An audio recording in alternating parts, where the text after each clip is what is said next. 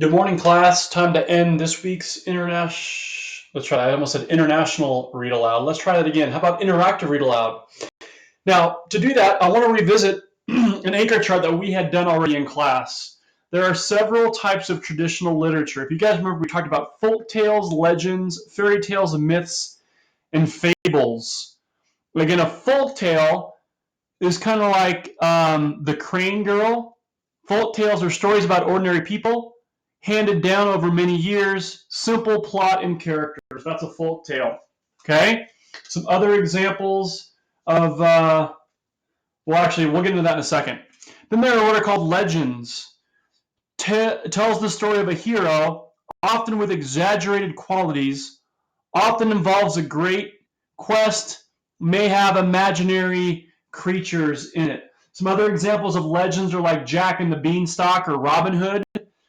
Fairy tales, characters with magical abilities, good and bad characters, good wins over evil. Cinderella, Frozen are other examples of fairy tales. Myths explain something, for example, the beginning of the world, something in nature, human behavior, often involve gods and goddesses. So these are myths about Hercules, Pandora. Some other ones as well would be like Hercules and Zeus. And a fable is very short, teaches a moral or lesson, animals who talk and act like people. Again, some other fables might be the tortoise and the hare or the boy who cried wolf.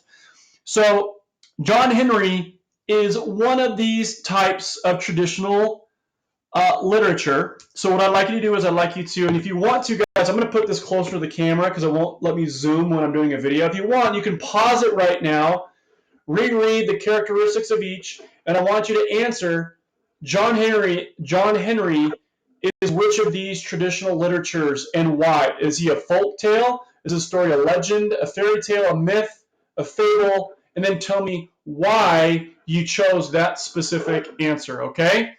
So I'm going to put it up to the camera one more time, and I'm going to zoom in, so hopefully it'll be a little bit clearer for you guys. Okay, so if you want to pause it right now, it'd be a great time. Again, review the characteristics, and then answer which type of traditional literature is the book John Henry representing. All right, guys, good luck. Have a great day learning. I'll see you next week.